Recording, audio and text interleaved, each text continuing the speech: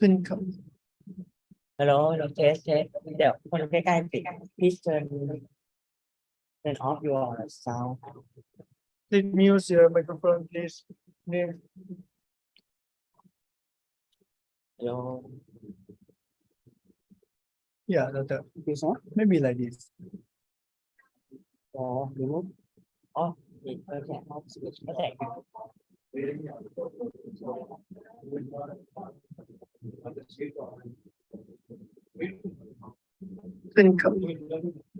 Hello, hello, test, test. เดี๋ยวคนใกล้ๆปิด please turn off your sound. Please mute your microphone, please. Name.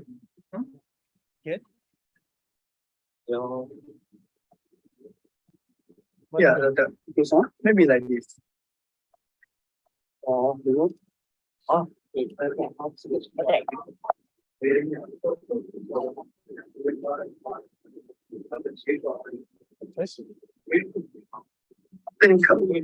It's not full screen. Hello, hello, test, test. เดี๋ยวคนใกล้ๆปิด please turn off your sound. Please mute your microphone, please. Name.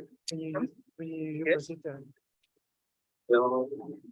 When you use procedure. Yeah, this one? Maybe like this. It's not full screen. It's looking for another one. Okay. No, but this is full screen.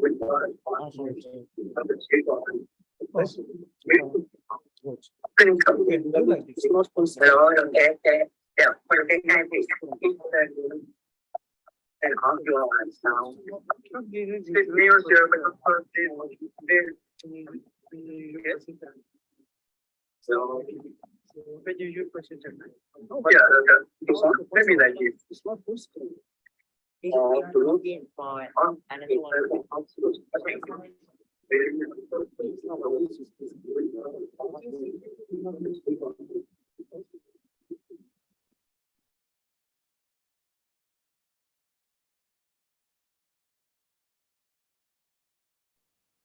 Okay. Good afternoon, everyone. You're all welcome to this very important seminar of fixed point, KMUTT fixed point lab. My name is Aliyu Muhammed Awwal, and today I'll be giving my talk on this very important topic, quasi-Newton-like updating rule for nonlinear system of equations and applications.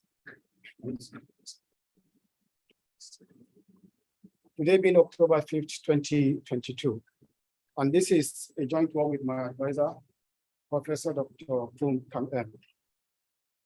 So as the title goes, today we're going to be given some background on how to use quasi-Newton updating rule to solve like problem like nonlinear system of equation or nonlinear least square problem. And what we'll focus our attention on today is, because quasi-Newton updating rule is basically a method that comes to overcome some shortcomings of the popular Newton method we know. So, but this quasi-Newton updating rule inherits some shortcomings of Newton, thereby also storing some n by n matrices. So what we are going to be looking at is how to use the quasi-Newton updating rule without necessarily computing matrices in every iteration. So this is basically the idea in this talk. So this is my profile in case anybody wants to contact us for collaboration. As you can see, my research interest is on unconstrained optimization problem, nonlinear system of equation, and a number of applications. You can see I have a number of emails on the screen. If you want more information on the presentation, please you can ask directly. I'm always available to give you any update. So before we start our talk, we need to understand or to remind ourselves what we mean by nonlinear problem. Nonlinear problem comes from the nonlinear map we know. If you look at this simple figure we have, the purple line is what we call a linear function, is plotted by a linear function, while the blue one is a non-linear function. So, and these non-linear problems are very important because they appear in a number of problems. You can have to see many problems from economics, finance, engineering, biology, medicine. Most of them, you will see them, they are non-linear in nature. Even the behavior of human is usually non-linear in nature. Even the behavior of nature mostly is non-linear in nature. The amount of rainfall that fell last year might not necessarily be the same pattern with this year. That is non-linearity. So that is why this problem is very, very important.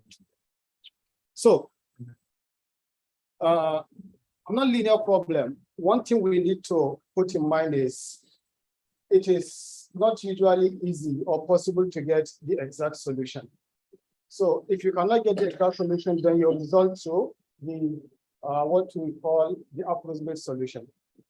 So if you want to get the approximate solution, you can not solve it analytically, then we can use what we call iterative technique. By iterative technique, we mean you would be given an initial estimate.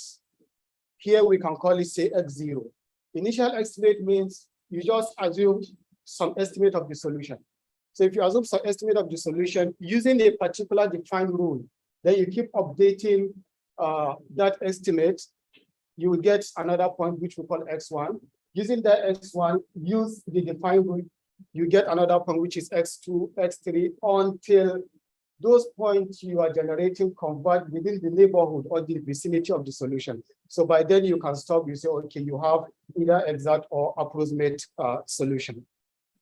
So I will use this simple figure to explain what we mean by iterative method or iterative technique. You can see this is a simple equation. When you have x1, x1 is like the initial guess here. Then you compute the function value, you have f of x1. If you compute the function value, you have f of x1, because what you want to get is the zero of this equation.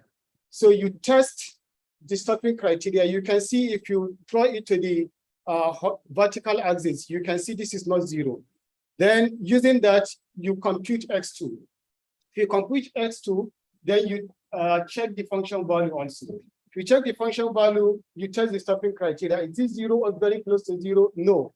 Then you compute another point, which is x3. By x3, you compute the function value. Does it satisfy your stopping criteria? No, because what we want is zero or something very close to zero. Then using that x3, you compute x4. By x4 now, we are closer to the solution, but it's not still the solution. Then using that x4, then we compute another another point, which is x5, and that x5 happens to be the exact value. You can see at here the function value is equal to 0.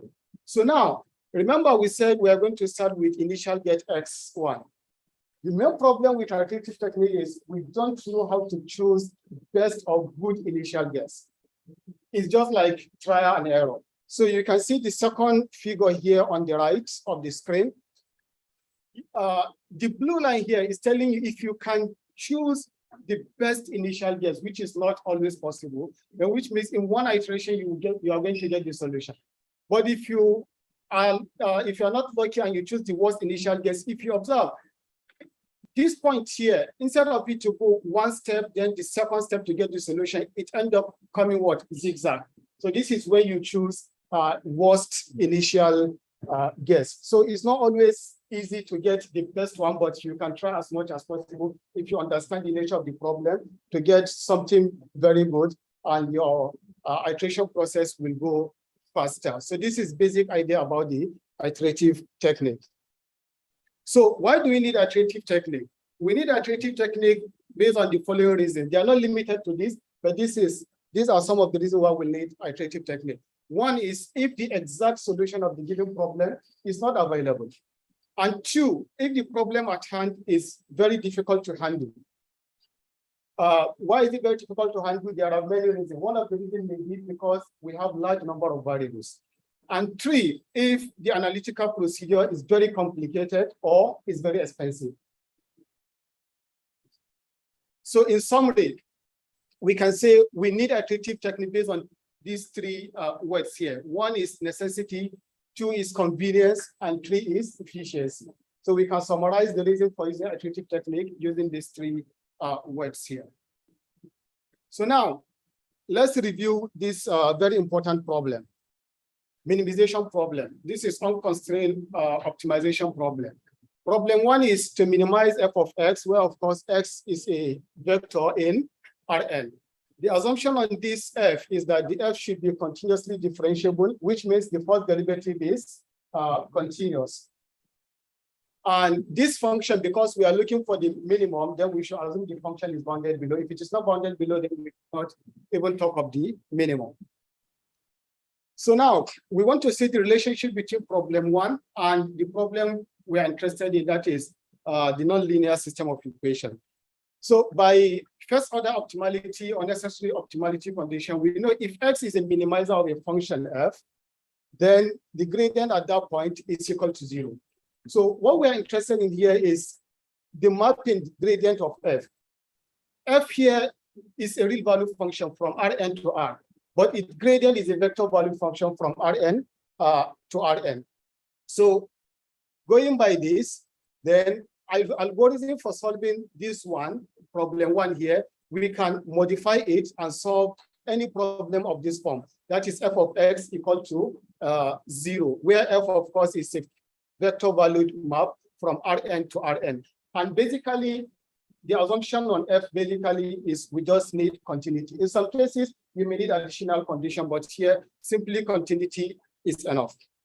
So this is the relationship between problem one and problem two.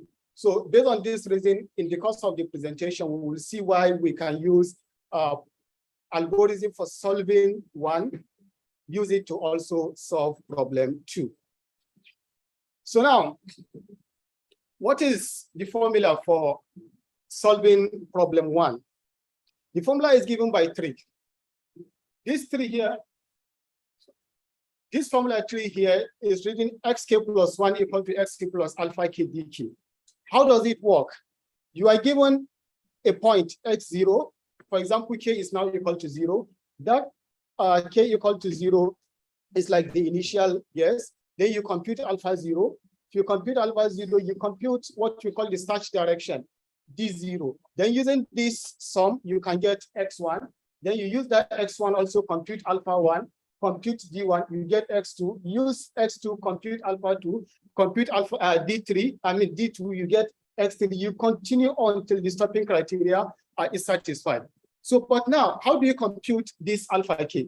Alpha k is usually determined using a suitable line search. I'm going to give detail in the course of the presentation. And also dk, which we call the search direction, is also generated using different approach. So we are going to see some of the approach to update the search direction dk in the course of the presentation.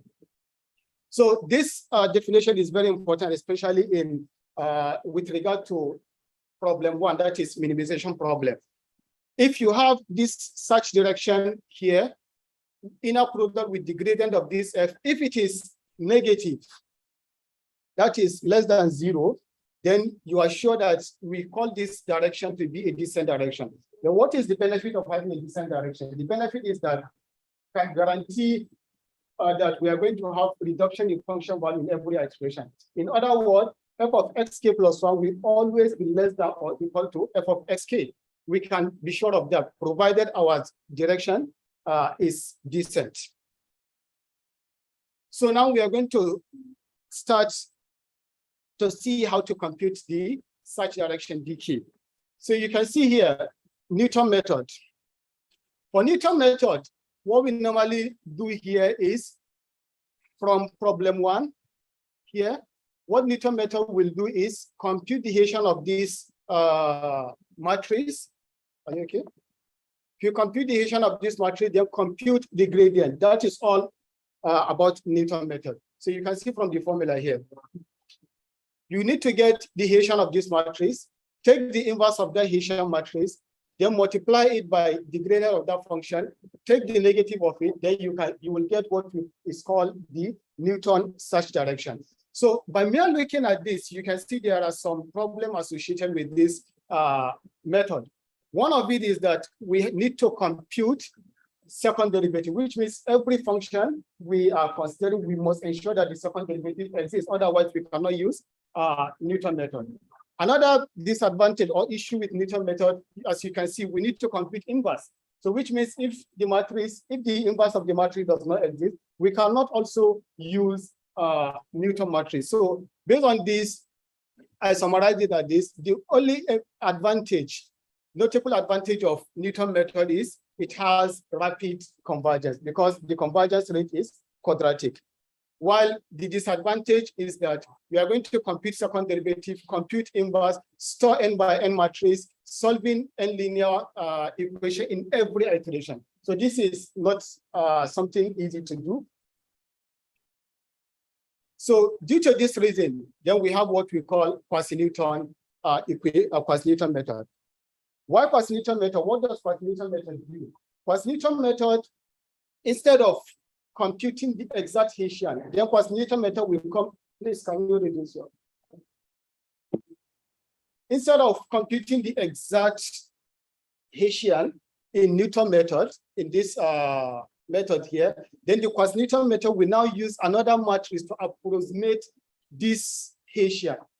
It's either approximating the Hessian matrix or approximating the Hessian inverse, using a suitable matrix.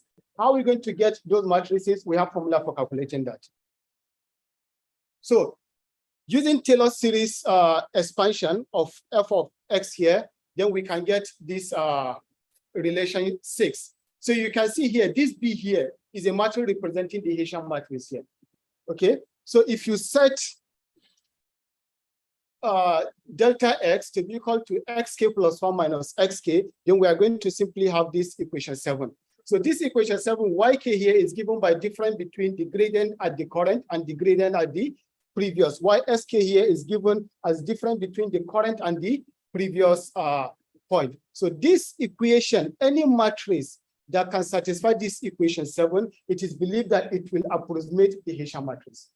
Okay, so if you want to know whether this this capital B approximate the Hessian matrix, just substitute it here. If you can get something like it, then definitely we can say that matrix B is an approximation of the Hessian matrix.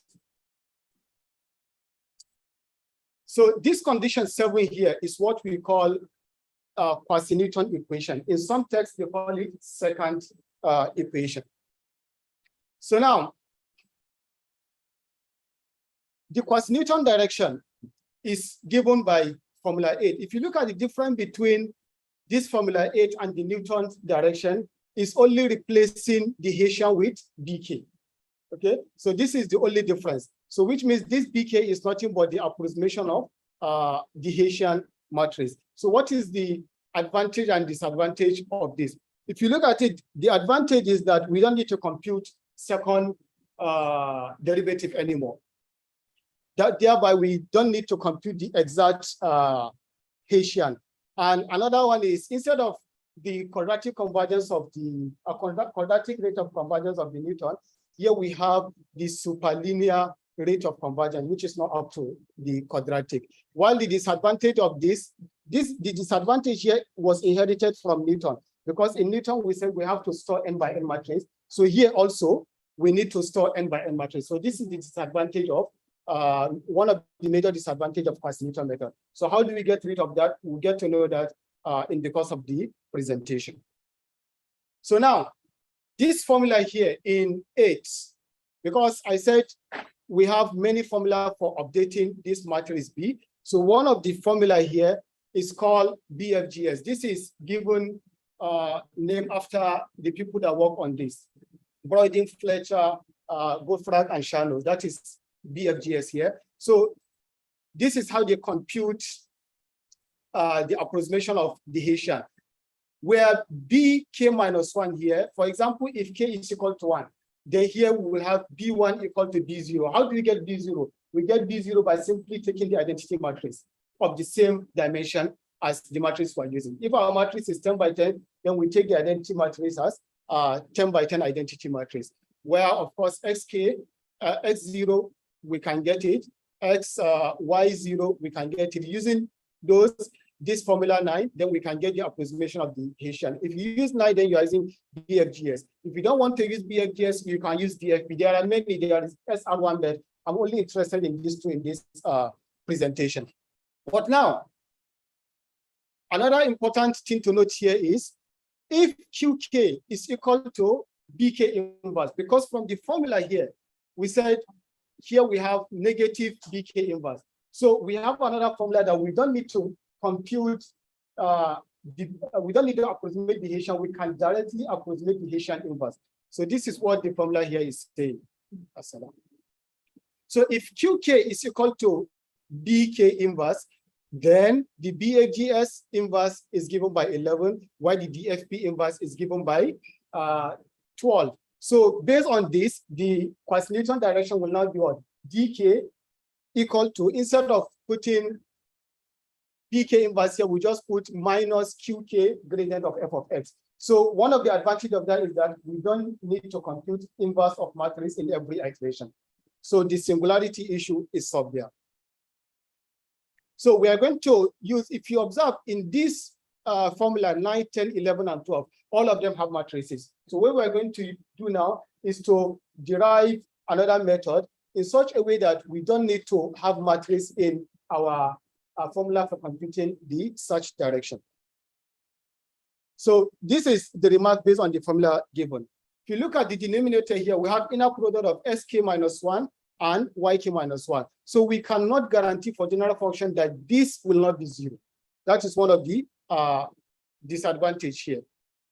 Newton method and many quasi-Newton method may not generate descent direction. So which means we cannot guarantee that our direction is descent, and we cannot be sure of having reduction in the function value in every iteration. And in most cases, Newton and quasi-Newton method take their step size to be equal to 1. So now, conjugate gradient method.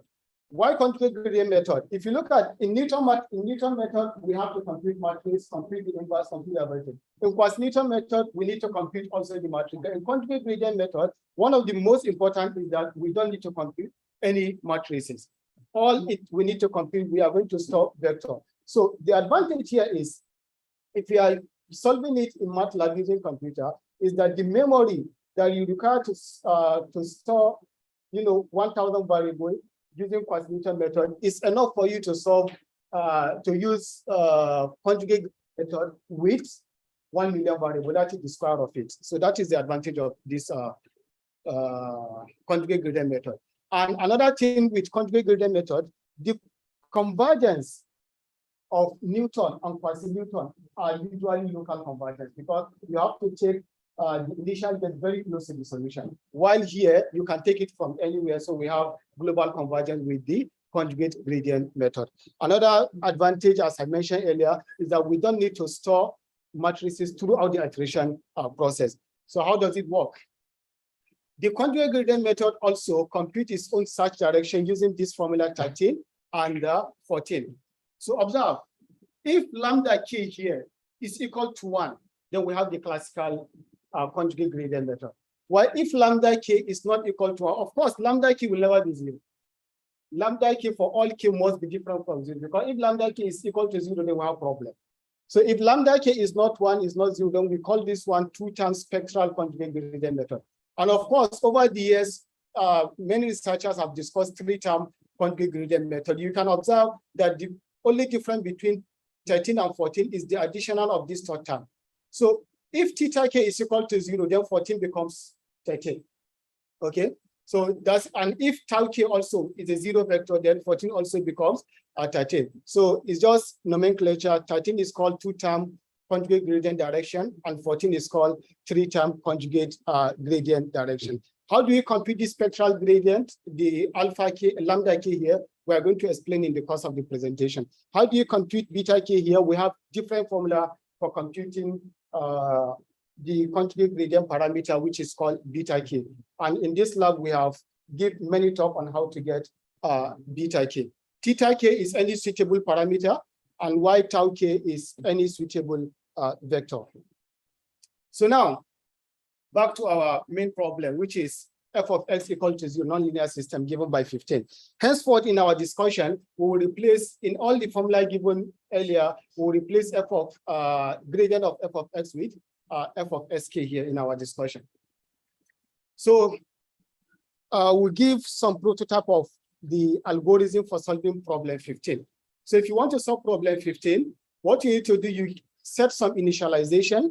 Of course, D0 is nothing but negative f of x0. You give some tolerance. Tolerance here means what you are going to use for the stopping criteria. You want to get 0. If you cannot get 0, but you get something close to 0, then you may be satisfied.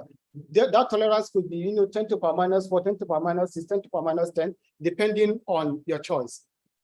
So step 1, here we compute f of fk, then we test the tolerance. If this inequality is satisfied, which means the point at hand is our solution. If the inequality is not satisfied, then we proceed to step 2. What we do is in step 2, we compute the search direction such that this 16 is satisfied. This is very important in the course of the iteration. And step 3, we set the trial point here, zk equal to sk plus alpha k dk, where of course alpha k will be determined via suitable line search. And step 4, we said if this is equal to 0, then we stop. Otherwise, we can compute xk using appropriate formula. We have 2 types of formula. We are going to discuss that. Then in step 5, we increase the counter by 1. Then we go back to step 1. So we keep going through the loop until step 1 is satisfied. Then we say we have the solution of problem 15.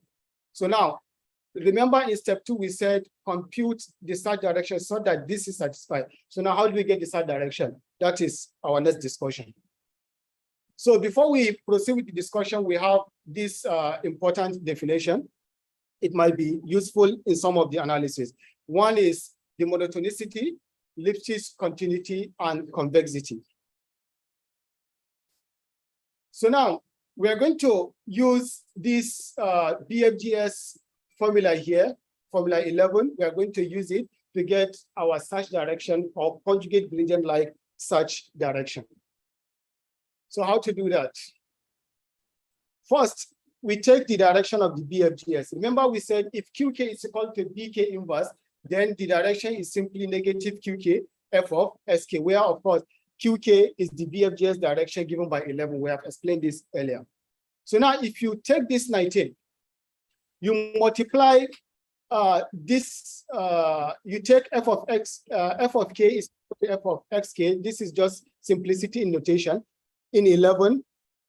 And we set qk minus 1. Remember we said at the initialization, q0 is always identity matrix. So now if we set qk minus 1 to be equal to lambda k ai, this is like a scalar multiple of identity. What is lambda k? Is a suitable parameter that we are going to determine in the course of the presentation. But if you substitute this in place of qk minus 1 in 11, then we are going to get 20. So now, if you substitute 20 into 19, then we are going to have this. Observe that this bracket here is nothing but scalar multiplied by sk plus another scalar multiplied by yk. So relate this with the formula we gave here, the 3 times that direction. You can see here we have lambda k, we have this, we have a scalar multiplied by this, we have a scalar also multiplied by tau k. So we can say this direction here, 21, mimic the 3-term conjugate gradient direction. So based on this, it's either you take it as it is, or you can replace this with any suitable CG parameter of your choice. How about lambda k? You can determine lambda k such that the inequality that represents descent condition is satisfied. So now, as I've said earlier, we are going to replace this with any suitable parameter. So in this talk, we decided to replace this with the popular Perry CG parameter. So if you substitute beta k in Perry, which means we are going to substitute this Perry here, this beta k Perry, in place of this bracket here. So we have Perry-like 3-term CG direction. So now, however, for general function, as I have said earlier, we cannot guarantee that the inner product YK transpose SK is not zero. So for this reason, we have to redefine YK. So there are many ways to redefine YK, but what is of interest to us here is we replace YK using 23. This is just a switchable vector for us, where of course lambda bar is given by this, and SK minus 1 is given by this, and R of course is a positive number, any switchable positive number. So based on this 23, replacing this 23 in place of YK, then we can show that this inner product is not zero. In fact, it is positive. So we don't have problem of it being zero. And we can have our parameter here, lambda key, in such a way that 24 is satisfied, where C, of course, is a positive number. So now, how do we determine the lambda key? It's very easy to determine the lambda key. Once we have the direction here, oh my God. Once we have the direction here, if you want to determine lambda k, just multiply this direction, take inner product of this direction with fk. In other words, take the product fk transpose dk throughout 21. If you do that, then, but remember, when k is equal to 0, the second and third term are not there. So we have only d0 is always equal to f0, as I've said earlier. So now here, for k equal to 0, you multiply this, then we are going to get negative fk transpose fk. And of course, fk transpose fk is nothing but num square of f of sk. So which means this condition 24 is satisfied with c equal to 1. So for k greater than 0, that means k equal to 1, 2, 3, and above, then we multiply this dk by this dk divided by 22 by fk transpose, then we are going to get 25. So if you observe, we don't want this bracket to be 0, and we don't want it to be negative. All we want is we want it to be positive, that is greater than 0. So which lambda should we take so that this bracket here is a positive number? Then any lambda that is greater than or equal to c plus this term, where c is equal to 0, will give us our desired result. But we cannot be taking different lambda here. So without loss of generality, we can fix it to be lambda equal to c plus 2 norm of yk bar and norm of sk minus 1 divided by the inner product of tau k minus sk here. So this is how to determine the lambda k here. So you take this lambda k, you substitute into the search direction given by 21, then we have our formula complete. Everything is known now. So we can use it in our algorithm. So another matrix, Quasiniton matrix we are going to consider is the DFP matrix after the BFGS.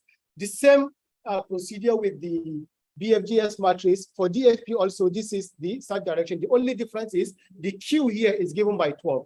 So using the same procedure, we can, if you let QK minus 1 to be equal to this, we can have this. But here we attach a scaling parameter here. This is for simplicity, because without this, the convergence result might be difficult to obtain. So we decide to attach something we call a scaling parameter, where this scaling parameter is bounded by 2 positive numbers. So using the same procedure as the BFGS, we can get our search direction as 29. Here also, we need to determine what? Lambda k and also mu k. Using the same approach as the BFGS, here also we have the inner product sk transpose yk. Here also we cannot guarantee for general function that this inner product will not be 0. So we need to redefine it. So in redefining y here, we only redefine it using what we call yk hat here, which is equal to fk minus 1 plus rsk minus 1, where of course r is a positive number. Here is supposed to be sk minus 1. This is a typo, please. So using that, if you assume our mapping, this should be f, sorry, not p, sorry for that. If you assume our mapping f is multiple and Lipschitz continuity are continuous, then we can get 30 and 40. So by 30 and 40, you can see we can guarantee that this and this will never be 0. So based on this, we can use our search direction here without any fear of having infinity, because this is not zero, this is not zero, then we can work with it. So we determine the value of lambda k here also the same way as we did with that of BFGS matrix. Then here also, what we need here is we must ensure that this bracket lambda k minus 1 must not be negative and must not be 0. So for that, we can take any suitable lambda. So this means that any lambda that is greater than or equal to a plus 1, where a is greater than 0, then it will give us this bracket to be positive. As I've said earlier, without loss of generality, we can take what? Lambda k to be equal to a plus 1, where a is any positive number. So this is the value for lambda k in this formula, this direction 29. So you can see 29 here. We started with matrix, but if you can see 29 here, we don't need to store any matrix, we don't need to compute any matrix. All we have here is scalar and vector. So this is the advantage of the conjugate gradient method. We pick a quasi-Newton matrix which has matrix. Now we transform it into a direction without matrix. So this is the advantage of the transformation we did. So another advantage is if you are using maybe the memory you are going to use to solve like 1,000 variables in quasi-Newton, using this transformation, that same memory will handle 1 million variables because you have what? A 1,000 by 1,000, which is 1 million. So now the next is how to get the step size.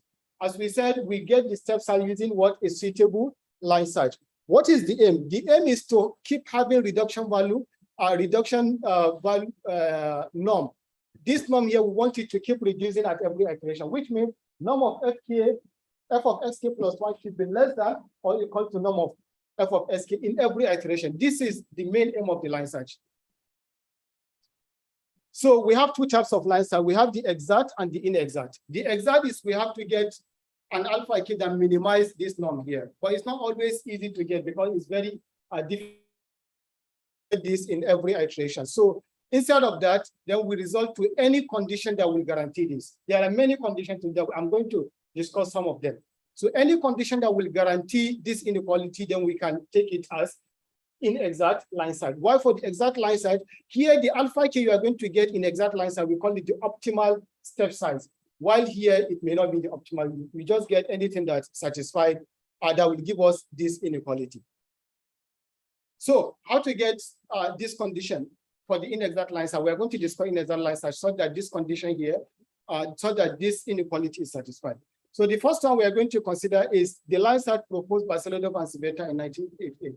He said that any step size alpha k, any alpha k that satisfies this condition will guarantee the reduction in the norm of the function value.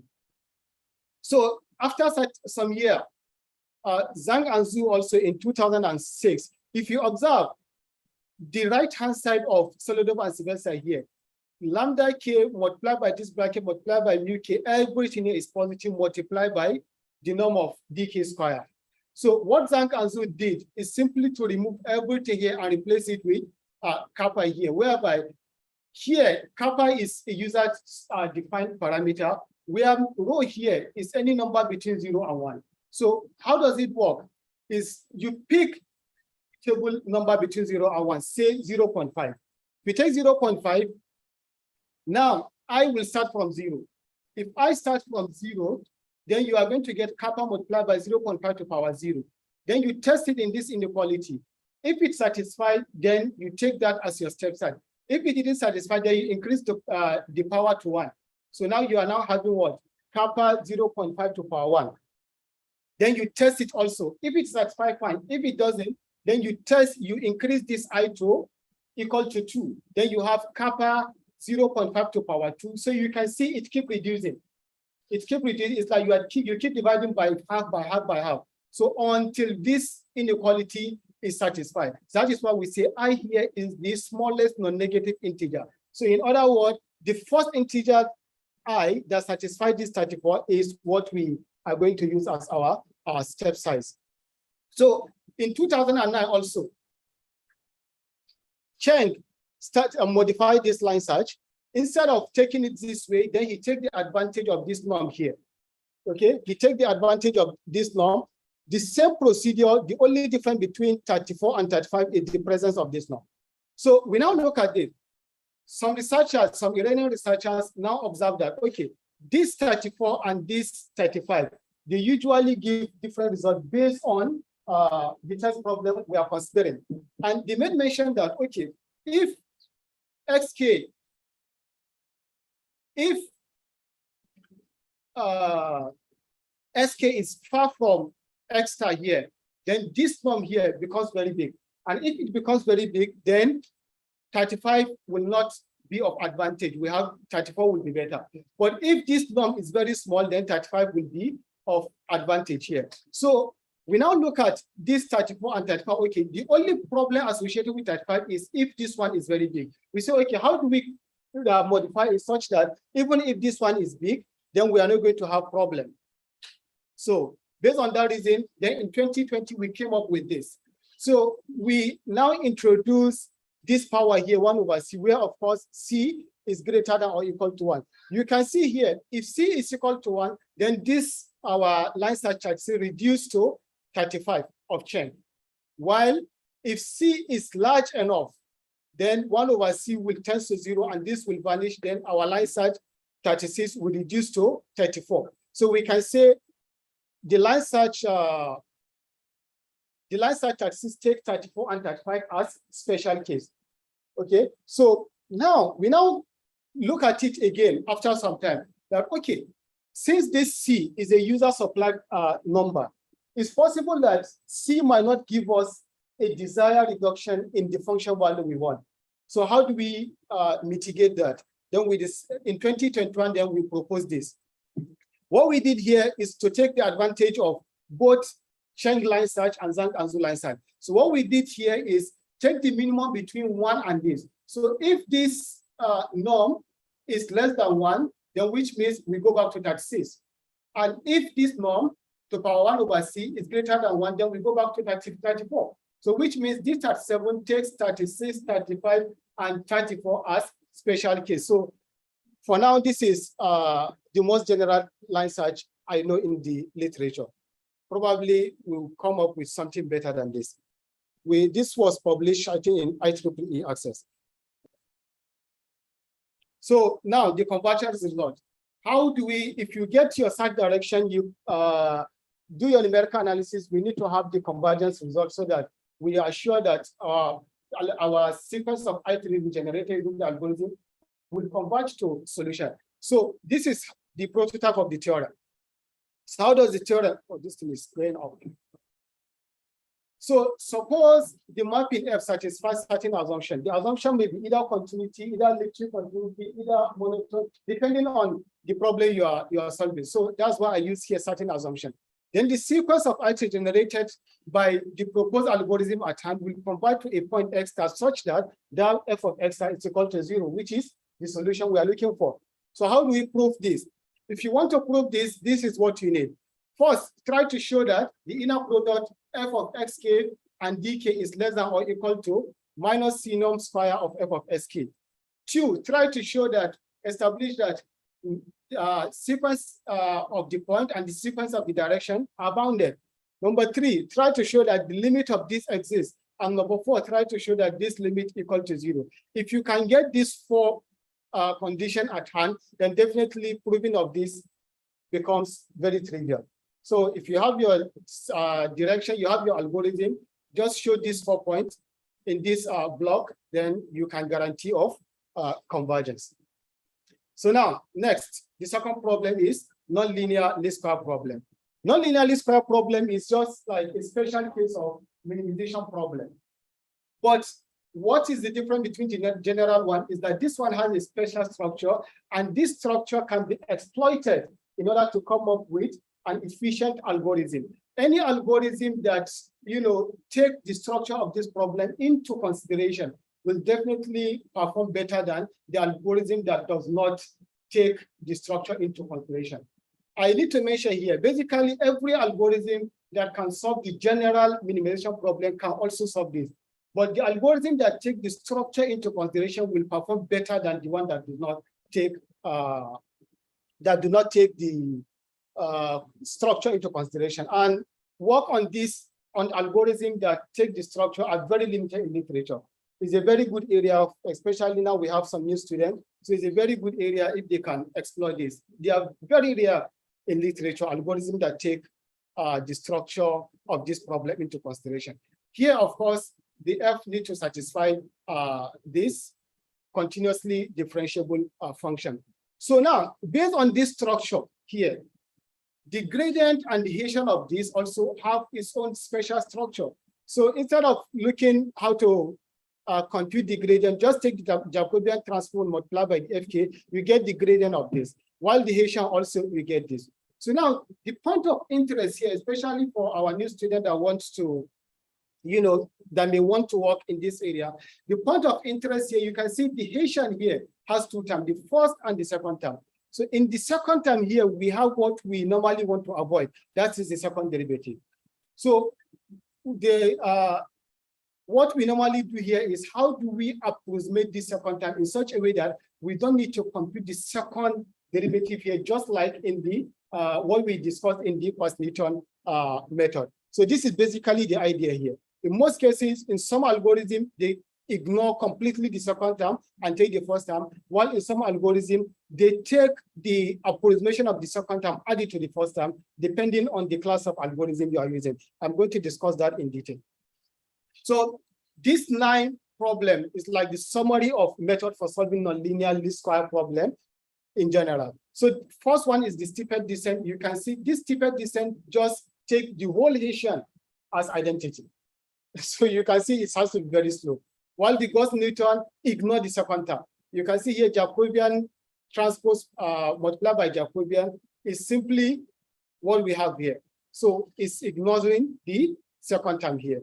While the Levenberg-Marquardt take the first term and approximate the second term of the Hessian using what? Scalar multiple of identity. While the Poisson-Newton update, of course, will approximate the entire Hessian without necessarily taking the structure into the consideration. That's why here we say it ignores the structure, so it may not perform as the algorithm that take the structure into consideration. So you can see we have series of, but in this talk, what we are going to be interested in is number 2, number 3, number 8, and number 9, where here is the structured diagonal Hessian. Here we approximate the Hessian using the diagonal matrix, and the advantage, of course, we don't need to store matrix. If you have a diagonal matrix multiplied by a vector, it's simply like what? Taking the pointwise multiplication of the diagonal entries with the vector. So it becomes easier. So we don't need to store any matrix. While here, the structured spectral Hessian here is just approximating the Hessian using what? A scalar multiple of identity, which will be updated in every iteration.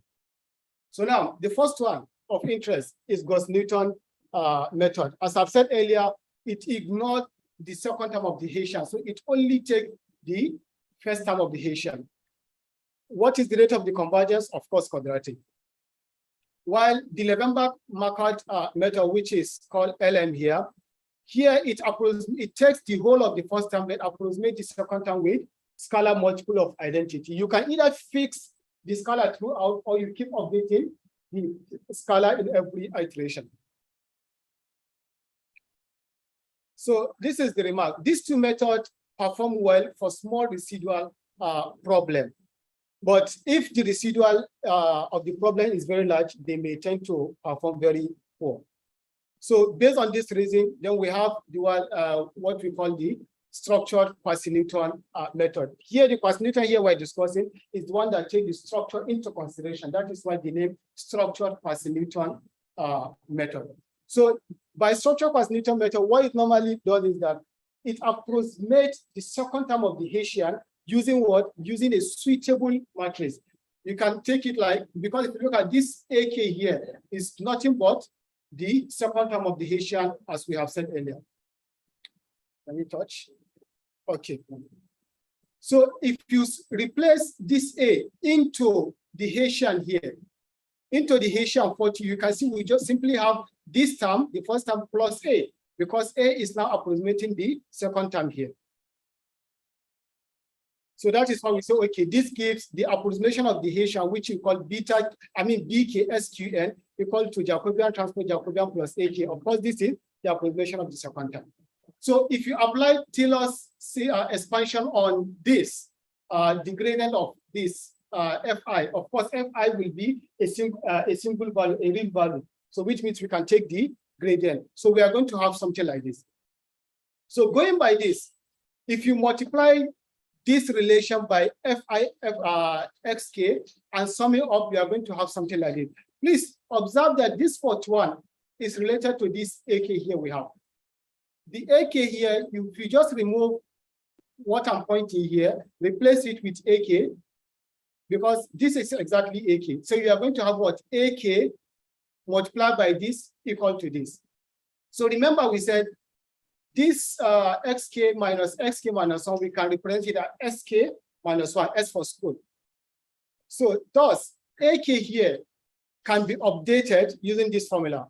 What did we do here is simply removing this sum, replacing with AK here.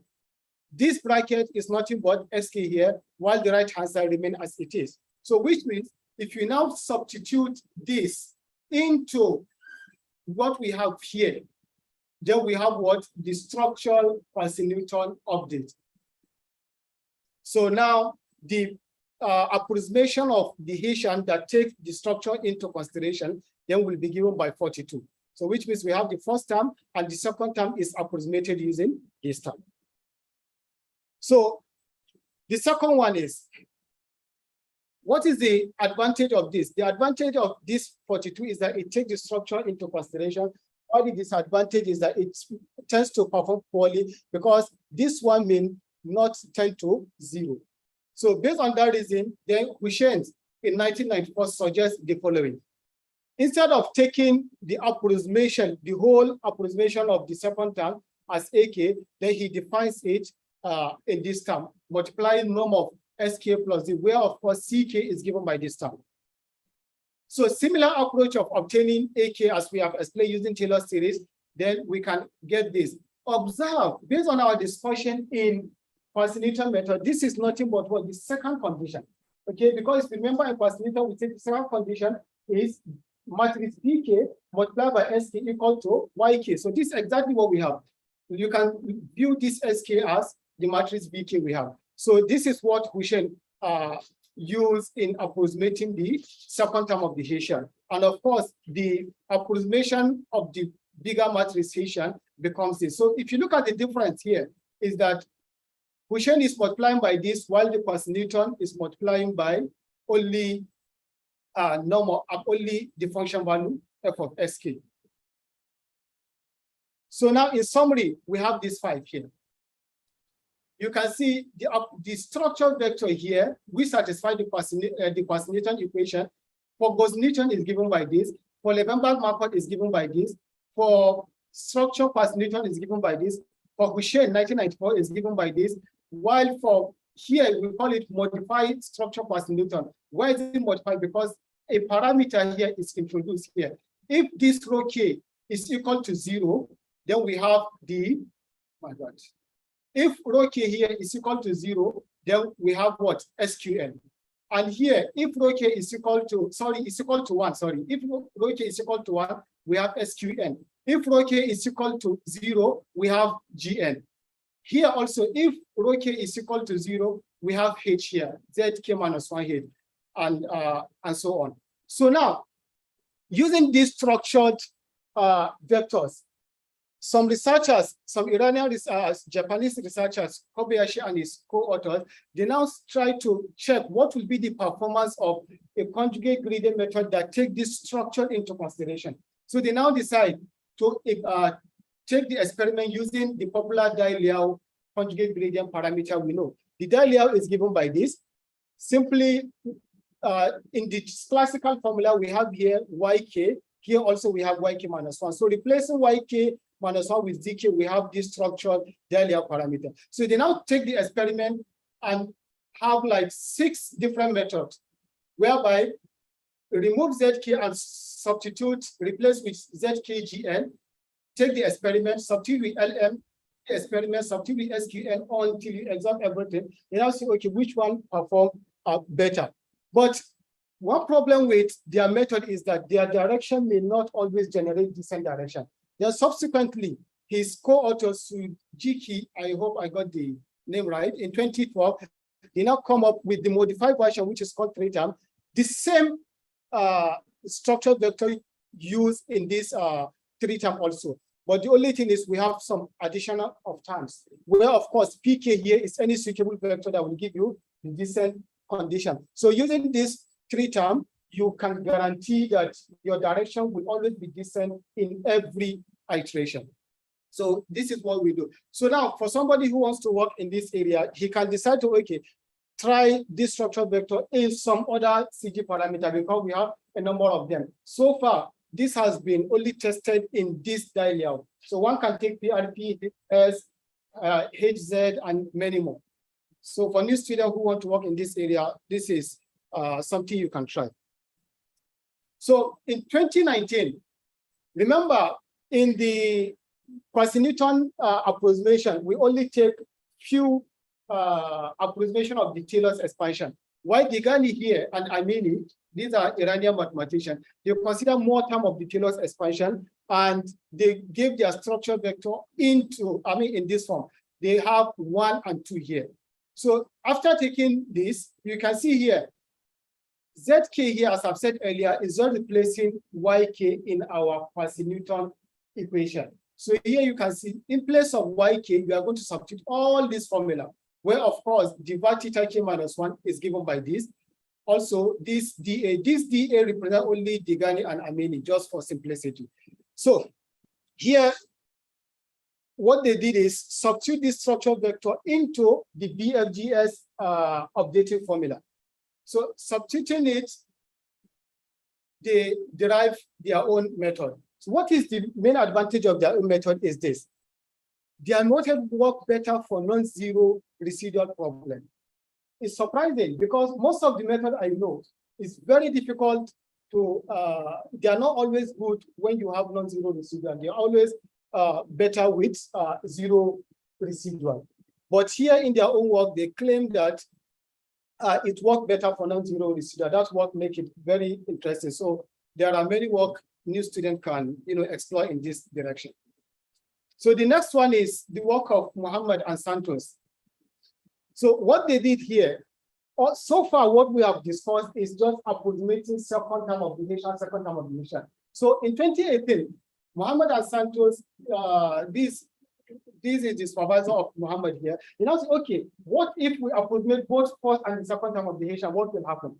So they approximate both first and second term of the Haitian, and they come up with this structural vector. You can see it's very simple compared to the one we have been using. So this is very easy to implement. So once they get the structural vector, they now substitute it using a diagonal Haitian matrix. So this H here is given by this. This is the entity of H. So, and another interesting thing with their own method is to ensure that the direction will be defined in every iteration, or in other words, to ensure that we don't have infinity at every point of the vector H. So they now decided to, bound it both above and below using this, what we call safeguarding strategy.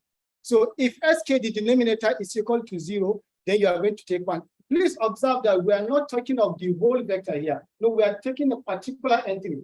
In every entry where xk is equal to 0, then we replace that with 1. So which we are not going to lose all the information associated with the diagonal entries HK here. So after the success of this paper, I think this was published in JOTA, then Muhammad and Waziri, also his second supervisor, they now decided to experiment this particular structure vector into the popular Barzila and Bowen parameter here. You can see the only difference between this and the classical Barzila and Bowen is replacing YK with ZK MS. MS here stands for just Muhammad and Santos here. And they replace here, if this inner product is equal to 0, then they have a very beautiful safeguarding strategy. So this makes their work well-defined. And this is how they compute their search direction, where the search direction is both bounded above and bounded below. This lambda KC here is nothing but the choice here. It's either you choose this or you choose, BB1 or you choose BB2. That's why I use lambda KC. C here stands for choice. So now, in 2020, myself, my supervisor, and my co-researcher, we now say, okay, since the approximation of Bigani, the structure vector of Bigani and Amini, have more information about the Haitian, why don't we experiment it into the popular Barzila and Bowen parameter, just like what the Muhammed and Waziri did. So we now define our search direction in this way, where of course we ensure that it is bounded both above and below, so that the convergence will be achieved. And we substitute it into this. So here we have like 3 algorithms in one. So this one is the first BB1, this first BB2Y, this one is the hybrid. Of course, if the denominator is equal to 0, then we can safeguard it using this tau here, which is defined here. So you can see we have the safeguarding strategy. So our algorithm is well defined. So one can also take the structure vector given by Bigani and experiment it in different ways, but you have to ensure that the algorithm is well defined. So this is the prototype of the algorithm for solving nonlinear least square problem. One, you initialize everything and you take the tolerance. D0 is equal to negative of the gradient. Remember, the gradient here is nothing but the Jacobian transform multiplied by the function value. So take the tolerance and compute the search direction using one of the method we have explained earlier. You compute the step size using any suitable line size. You can either use the non-monotone but used by Haga and Zhang or its modification. Then you compute the next iterate. Then you compute all the structural vector and you make sure that you take the safeguarding strategy into consideration so that algorithm will be well defined. You increase the counter and you go back to step 2. You keep repeating the loop until the stopping criteria step 2 is satisfied.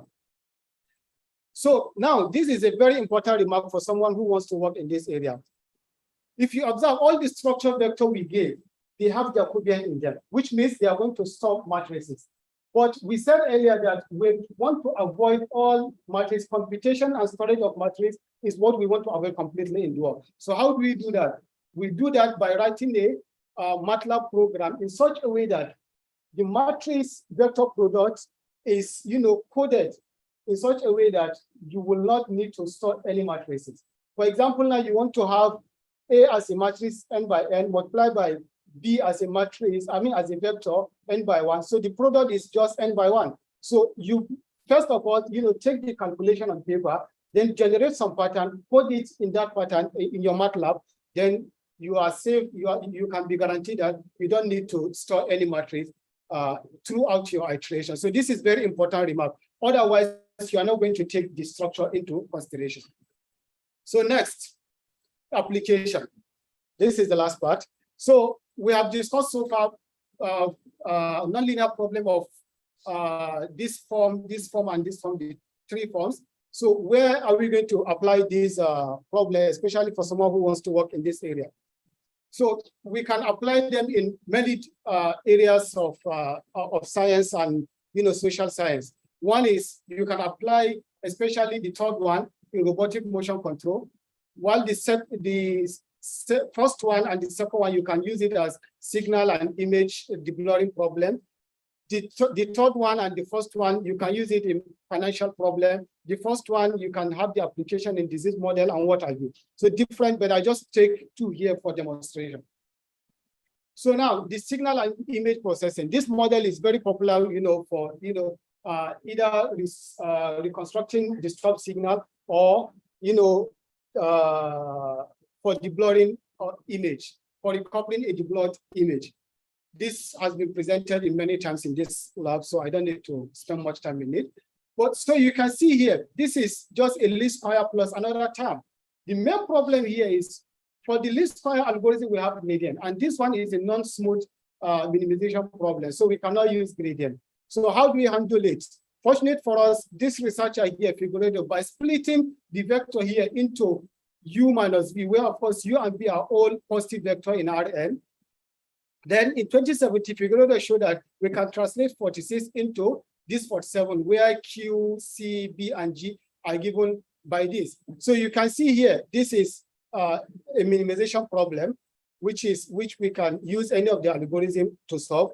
But if you want to use the algorithm for nonlinear system of equation, then you cannot handle it because this is not in the form of the nonlinear system of equation. So Ziao in 2011 also now show that this 47 can be translated into 48. If you look at 48 here, the minimum here is just the component-wise minimum. You have a vector Q here and another vector here. So the minimum here means what? They are going to take the component-wise minimum. Thereby you have f of Q is equal to 0, which is the same thing as f of x equal to 0, where f is from Rn to Rn. So you can use the algorithm for solving f of x equal to 0 to solve this. So you can use this for either image deblurring or signal recovery. So something like this, if you run it, you are going to get something. This is one of the work we did in 2020. So you can see this is the original signal. You apply some noise, either Gaussian noise or something. You get you disturb the signal, then you can use any of the algorithms to recover. You can see these are 3 algorithms that recover it. All of them recover it, but the quality of recovery differs. You can see here the MSE error is 10 to the power minus 3, here 10 to the power minus 4, here 10 to the power minus 4. Also, the iteration counter, the iteration number also will differ. The time also differ. So the one that has least number of iteration, least time, and least error will be termed the algorithm that have better recovery. So for image also, you can use it to deblur some image. So this is from one of our work we did. So you can see the first row is the original image. Then you have the deblur image. Then we use this algorithm to recover the deblur image, and we use this one also to recover the. This is not just like for comparison. This is my family, so I put this just like acknowledgement because they have been very supportive. Yes, yes. So this is another one. If you look at this, is a gray image, while that of my family is a colored image because I should not present myself in gray. So the next application, because time is almost over, so it's just simply robotic motion control. This algorithm, this particular model, it's, if you look at here, we call it discrete time kinematic equation given by 49. But F here has a predefined structure, which is given by 50. Okay, so you can use this and solve problem related to what we call arm robotic model. One of the examples is the crane we normally use. It's just any robot that will just pick something from here and drop it in another position. This is a beautiful example of the arm robotic, just like our hand, we just pick and you drop. So in the robotic application, all you need to do is to solve this. And if you observe here, the minimization problem here is simply in the form of our least square problem. So which means any algorithm that will, any structural algorithm that will solve our least square problem will definitely solve this one efficiently. Why? Because it will take the structure into consideration. So where, of course, QK is given by 50 here. And this QDK here is what we call a Lissajous curve. What we normally do is to define a path for the robot and use our algorithm to see if it can trace those paths.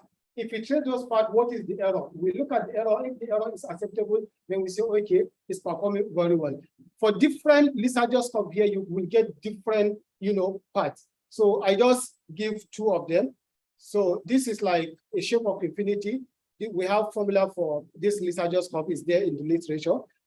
So you can see here, we have the actual path and the desired path. So you can see this is the actual path. The desired path is represented in blue circle, while this one is the actual path. So you can see the right here, follow the path we want it to follow. So based on this, we conclude that the algorithm performs the task given to it. If the algorithm is not good enough, you will see the red line will now go outside the blue circle. So which means we will say the algorithm is not performing the task given to it. So another Lissajous curve give also this. You can see here also, it's just a normal trace. So now this is just like a vote of thanks to my advisor. I would like to thank you for, the great opportunity for, pushing us to do more, exploring everything, research, going for dinner, going for party, going for football. You can see this is a collection of some photos. I remember Jamil Abubakar will remember this. Yeah. This was the latest birthday party of Professor. And this was when Professor was giving us some talk how to, do some things, myself and Mahmoud. This is the recently concluded, Iwana, where Professor was celebrating his supervisor also. And this is the dinner we went after my returning to Thailand again. And this is when I was showing Professor what I did, and he is validating it. So, and the simple thing I would say is thank you very much, Professor, for this great opportunity. And thank you to also the member of lab also for being supportive all the time. And this is also another beautiful memory for myself and some of us. This was our trip to Konkan. This is Professor driving us. And this is where we had, some break along the way. This is football. We had some, really interesting time. One good thing with fixed point lab is when you work hard, then you go out, you relax.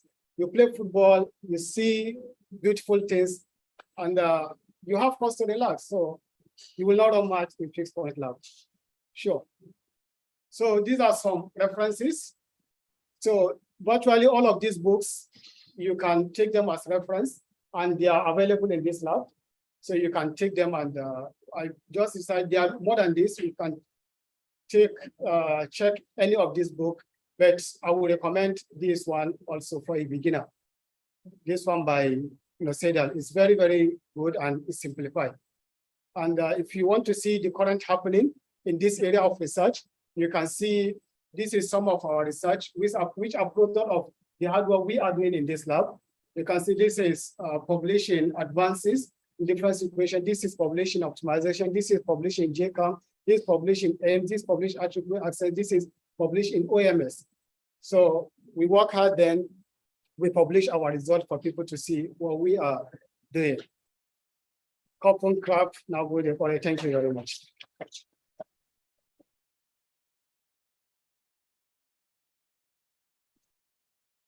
Question?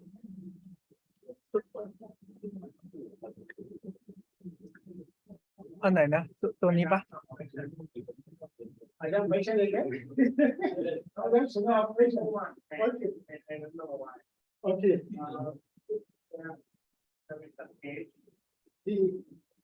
There was one page where you show several approximations. Okay. Page. Sorry. Sunny have a question. The one that you have use HK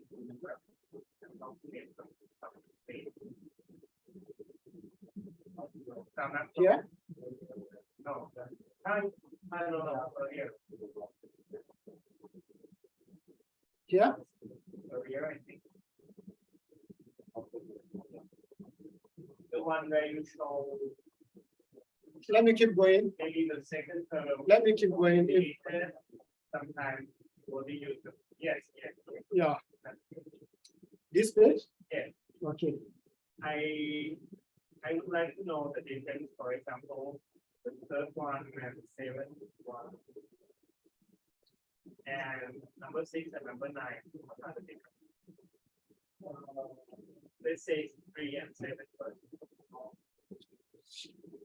I think the 3 and 7, the only difference is how you compute the parameter here. Mu K and alpha. Yes, that different formula. yeah, different from it.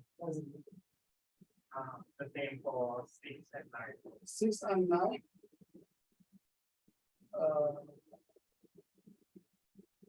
Oh, 6 here. If you look at the spectral method, here when you are computing the alpha, you don't take the structure of the problem to computation. While in 9, you take the structure of the computation. That is why you see in 6 we say computation approximation, but not the structure of the problem. Yeah. While in 9 here, Yeah, you take the I structure. can see the demand, but I don't see the power. Maybe the difference, the definition of Yeah, the difference in the definition, how you get the the parameter. Yeah, the point is based on the question.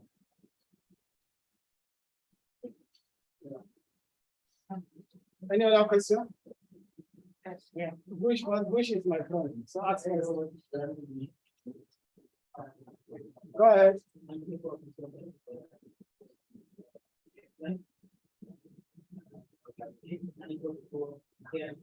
Huh? Theorem 4. Okay. Theorem 4. This is theorem 4.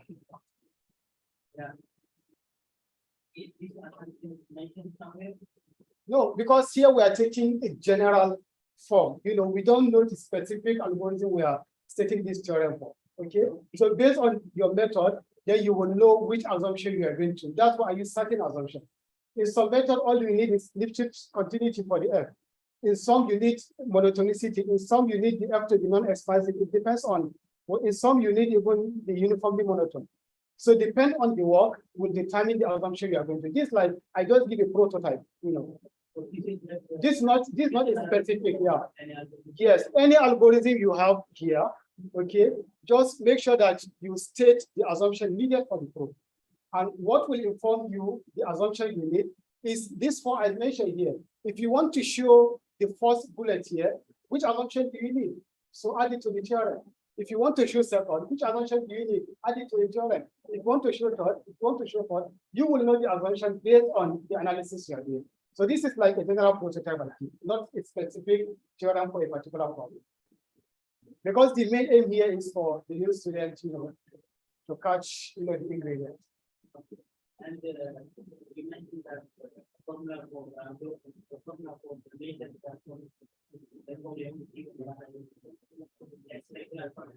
yes, yes.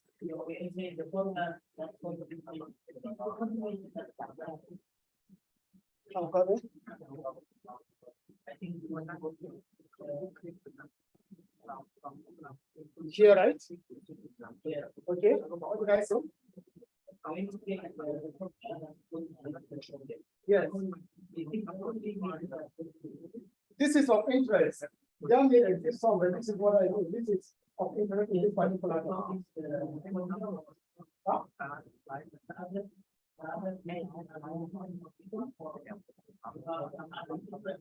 Personally, based on the three problems I'm considering, this is the formula I know for something. I don't know if there exists other. I don't know. Yeah, this is one I know. The only what keeps changing is how you get alpha k, how you get b. Probably there are another way. I don't. Probably I'm sure it will exist, especially when the function is from R to R. Definitely, we have the Rapson, many. Okay, but for this, when F is from Rn to Rn, this is what.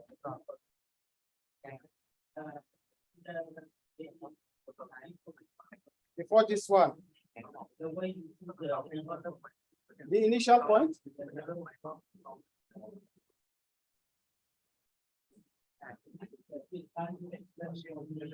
Yeah.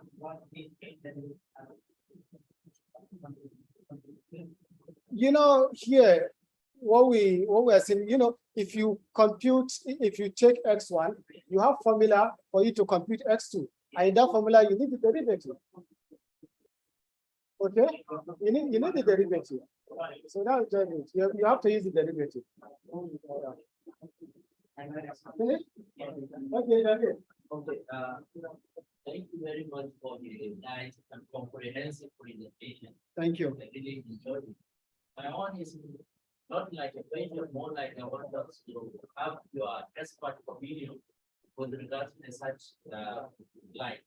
Okay. Okay, so I can see that when the way you mentioned such the lines such there, they have involved some complex evaluation. Yes. But now, what we probably on area where we are also Yes. we have different types of such lines. Yes. I mean, same like let's call it type. Yes. Like for instance, we have the alpha and we kind of Sequence. Yeah, sequence that Yeah. are diminishing. Yeah. If you understand that. Zero. So you also have to Yes, it's possible to have, but why we stick to this is because this condition will quite out in the analysis. good condition. the condition here of getting, because we are going to use this in your convergence analysis. And that is one. Another thing is the sequence you are going to choose. Remember, the goal is to ensure that the norm of the function is increasing because you want to go to zero. Okay, so you have norm of f of SK, and you want to go to, so the keep one, it has to keep, because norm is bounded below by zero. If you want to go to zero, it has to take zero. So if you now take a different sequence, you are not sure with that sequence and guarantee the reduction in the number. You are not You sure. are not taking any sequence. You are taking the sequence that has no profile. Yeah, you are taking, for example, like if I take sequence equal to 1 over k plus 1. Yeah. But that is sequence that will go to zero. Yeah. But I'm not sure with that sequence guarantee that at each iteration the number is repeating or not. I cannot guarantee. Unless if I have the result that guarantee that that's giving us the reduction value, then we can use it. But this one, once your alpha k passes through this condition, you are sure that Yeah. so which means we are going towards this. Yeah, at some point, definitely. I discussed this with Professor One. He said his own opinion that if you use the constant center, in most cases, the performance is better. But if you want to do the analysis, you have a lot of problems. So you have to have your steps in such a way that you can help to get your analysis, depending on the problem you're solving. Okay, that point in that area, I will start. That's what I'm just coming up I've with. seen a lot of literatures. I've ever come across any work, I say in either this least square or conjugate, whatever, without using this line search. Yes. You only Yes. use some steps. Yes. Yes, you can take the facilitation and addition method. In facilitation method, there are many facilitation methods that just need the steps that you want 2 hours. Okay, 2 hours. So in fact, the formula becomes this way. Let me show you.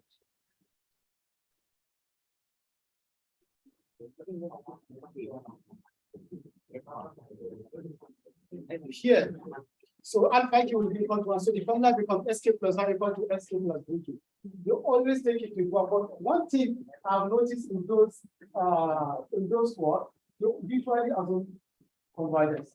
They now prove what? They don't The care rates. about You understand? Yeah. They assume convergence, they now show the rate. The theorem will assume it converges, then the rate is solution. You get the point? Assume it converges, then this is the rate, you prove the rate.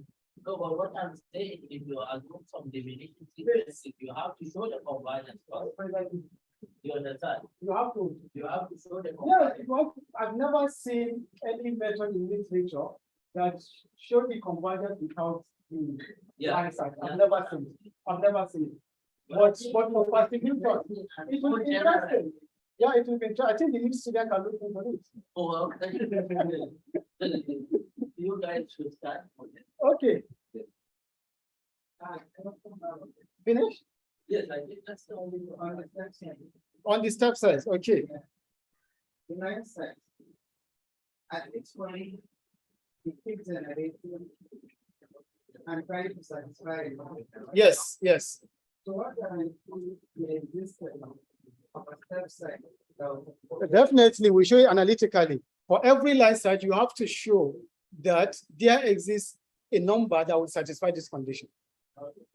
It's not in this slide, but you have to show it, definitely. You show that by contradiction. You assume it doesn't, then you will get a contradiction. Definitely, any line set that you put, even the one we propose, these 2 line sets we come up with, we have to show the well-defined of it. By well-defined, we mean what there exists a step set that will satisfy this condition. Otherwise, you cannot use it because it will keep what? Rotating forever. It will not get the step set that will satisfy. That is what I told you. We don't have the predefined way, the best way of choosing. But as I said earlier here, usually this row, everything will depend on this row. This row is between 0 and 1. What you will do is take any number between 0 and 1. I give an example with 0.5. Okay, assume my kappa is 1. Okay, the row is 0.5. So which means here, I will now take 0.5 to power 0, which is 1. Plus substitute it into this equation. Does it satisfy?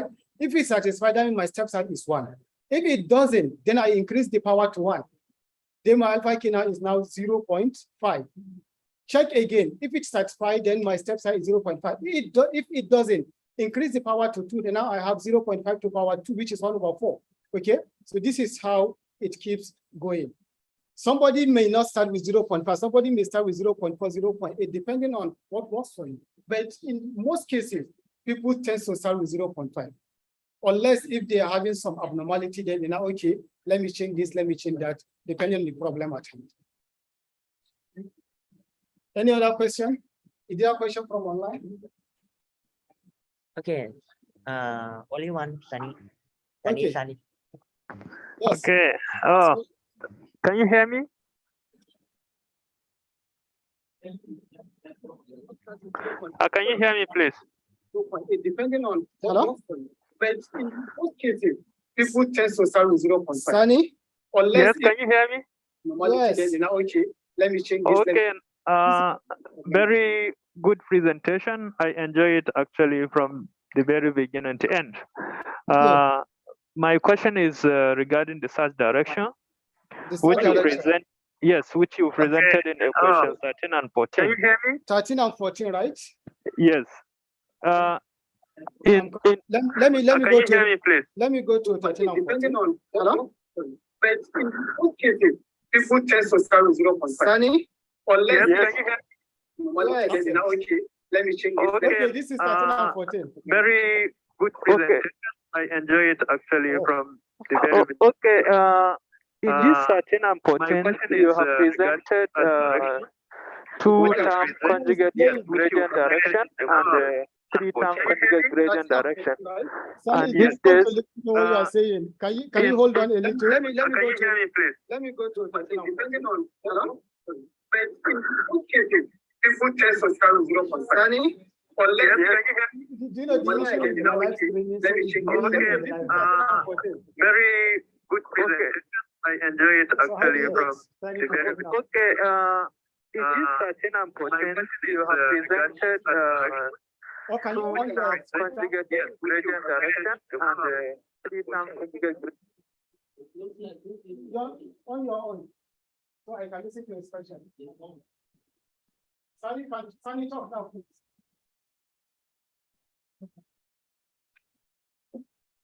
Sunny, can you hear us? Yes, I can hear you now. Okay, please talk. Okay. My question is, as you presented this two-term conjugate gradient direction and three-term conjugate gradient direction, Yes. can you please shed more light on the advantages of one over the other?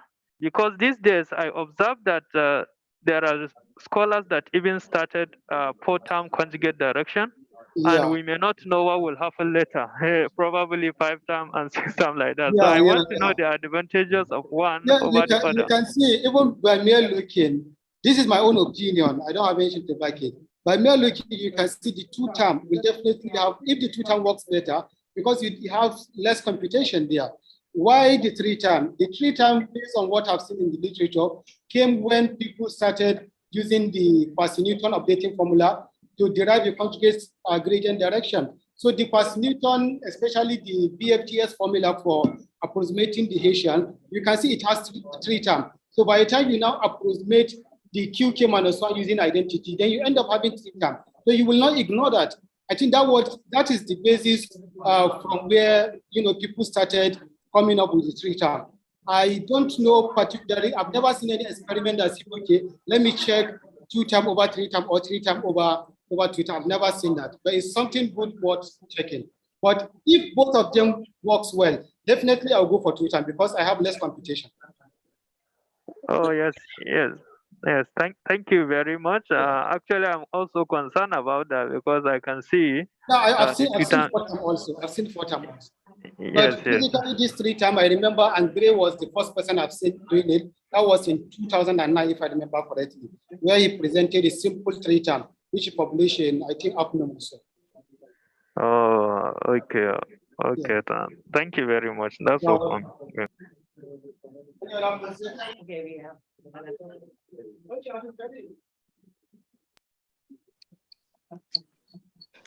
Can you hear us?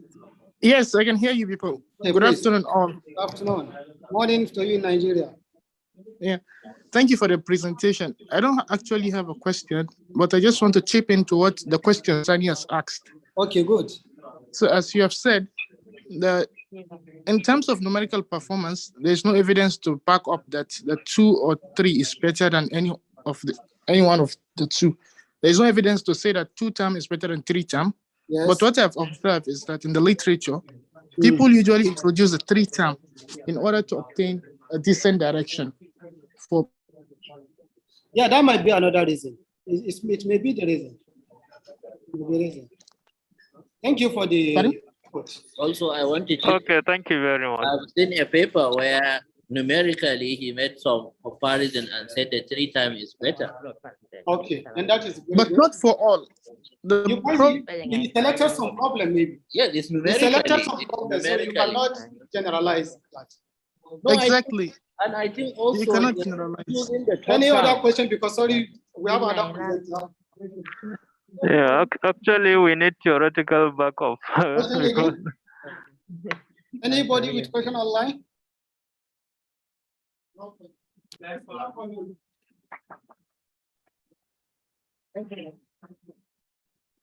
Yeah, thank you very much. Okay.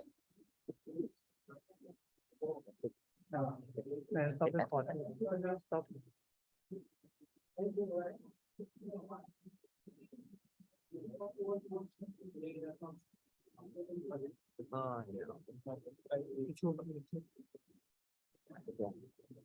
This one, yes, next, and this one point. Oh, the right, either is this one close. This one, I'm not sure, but I usually